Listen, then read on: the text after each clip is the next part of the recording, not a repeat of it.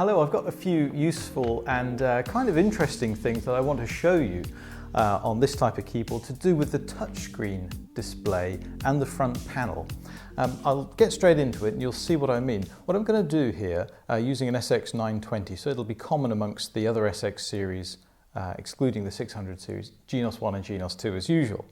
If you go to the menu section and go to utility, there's a few different things you can do here, and what I'm looking for, by the way, down the left-hand side of the screen, it's the bit that says touchscreen stroke display that I'm looking for. And what you're going to have here on the main part of the screen now is 2 pages, and it says 1 of 2 just on the right-hand side there.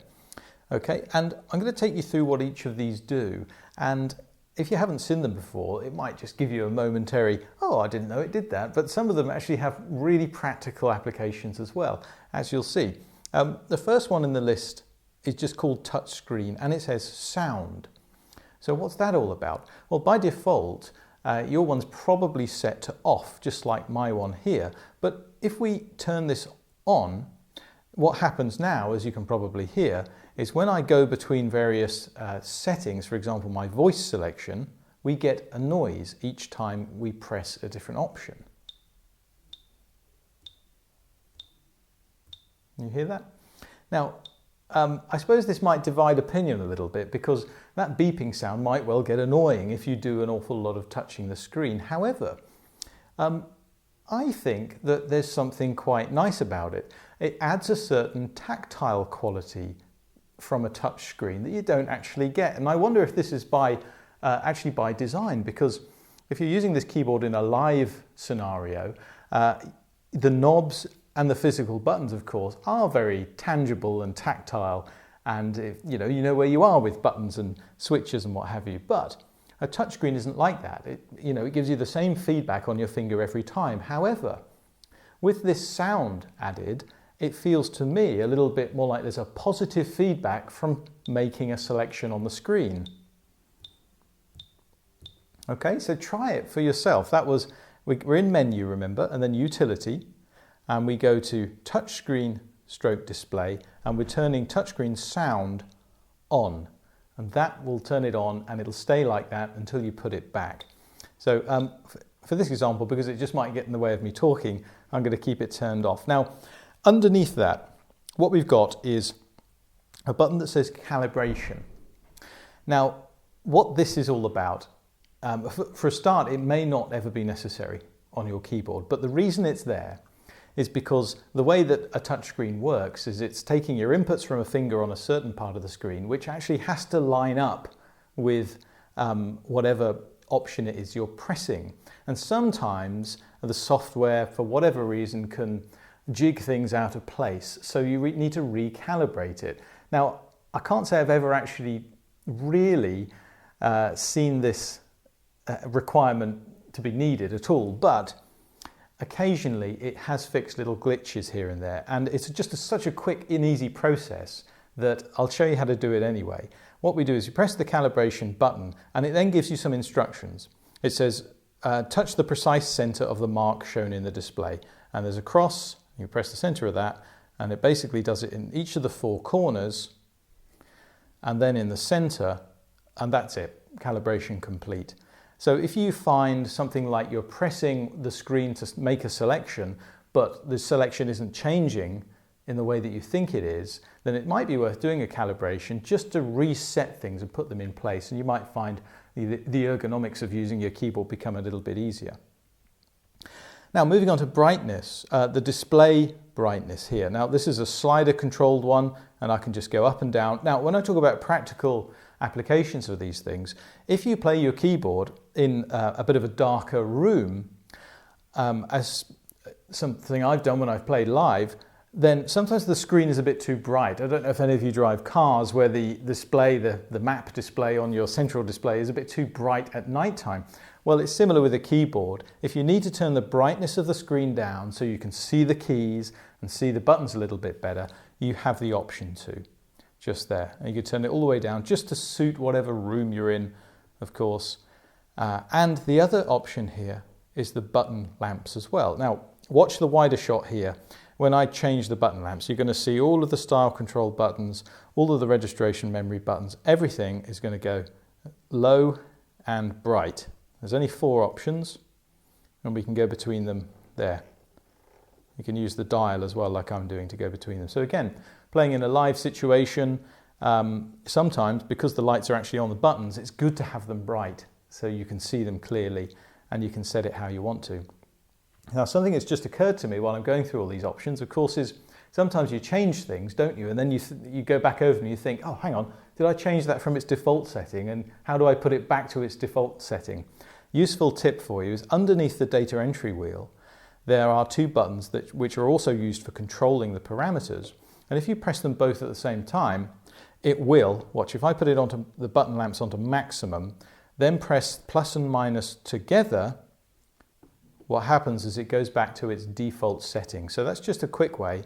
If I would go to the brightness display and move it right down to 20, press those together, it'll jump back to its default 100. So just keep that in mind as you go through these settings. So what we're going to do is go through to option 2 now, and option 2, page 2 of 2 gives us some different options here as well, and we've got display. First one is pop-up display time. Now what's this all about? If you do things like change the tempo or the transpose, you'll see this happen and you'll be quite familiar with it, I expect. If I go to change the tempo on a style, a little box comes up like that and it stays there for about 3 seconds and then disappears. So it's quite convenient in that I can press the tempo, make a change, and then in about 3 seconds, boom, it goes away. However, that's not to suit everybody, and it's great that Yamaha give us these options. If we go into utility again and go to page 2 of 2, and we go to this pop-up display time, at the minute by default it's set to 3 seconds. But if we open this up here, we've got all sorts of options, from a quick one if you want your work rate to be a bit faster, if you tend to be a bit faster with your workflow, or you can go to the other extreme and have it actually hold. Now what this means is when I go to change the tempo or the transposition, what's going to happen is that little pop-up box is not going to go anywhere until I actually close it. So it's giving you time. If you're new to the keyboard and you're making changes with your setup and you don't want things to rush off ahead of you too much, that's a really good little option to have on there, and it doesn't go anywhere until I press the X just there. So just going to go back into, that was pop-up display time. So I'm going to put that back to its default setting, which I think was 3 seconds.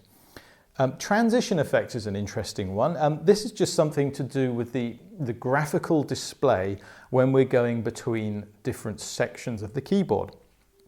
I'll give you an example of what I mean. In fact, you could see it there. When I exited this screen by pressing the exit button, watch what happens. It's sort of, it goes from a square and there's a transition where the square gets smaller. It only takes a second or two. Watch. You see it. And if I go from the home page into, let's say, one of my voice selections, watch. It starts from a small square and it goes zoop into a big square. Now, that's just a graphical thing to, make it look a little bit better. But I've set it the other way around, and I've actually found not having any transition effect seems to just suit me a bit better because it's instant. Watch, when I press exit, bam, it goes straight to the previous page. Exit, bam, straight to the previous one, straight to the previous one. If I go from the home page and I'm perhaps going in to look at the styles I've got on here, press that, bam, and it goes quickly straight to the page. It's only a couple of seconds difference, but for me, it just seems to speed up the workflow on there ever so slightly. So that was in menu, we're on touchscreen display utility, and transition effect I've got set to off just there. And again, leave it like that. It's not going to change when you turn it off and back on again. Now, timestamp, I haven't been able to figure out what that one is yet, so anybody knows, leave it in the comment section below just to enlighten me. And dial operation is, this is one of those practical ones as well, and what it means is, when you are going through your voices, for example, typically, what happens when you use the dial is it moves to the next voice, and that next voice is selected. So I might be playing,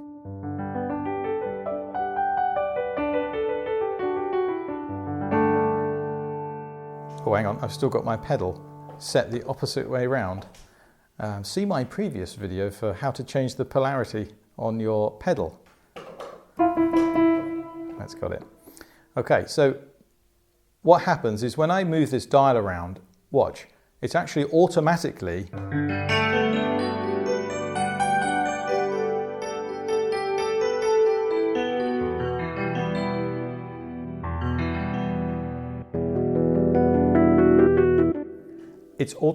changing the voice as I move the wheel.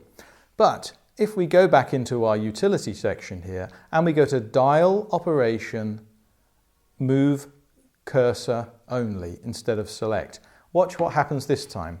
I can be playing, let's say, this C7 Studio Grand.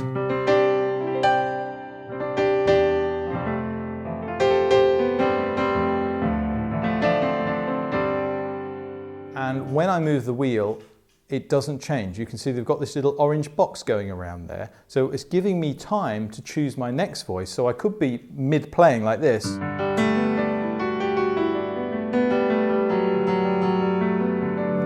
And going through the voices, trying to find my next one and thinking, right, oh yeah, I found it, okay. I'm gonna keep playing with the older voice that I had selected.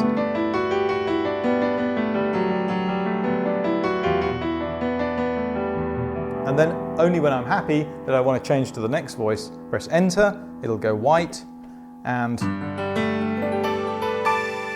we go on to the next voice. So it all depends on you, how you want to set up your keyboard, but it's great that we've got these various different options here, and that's just within menu, utility, touchscreen stroke display, and then you've got page 1 of 2 and page 2 of 2 are where you can make all those changes.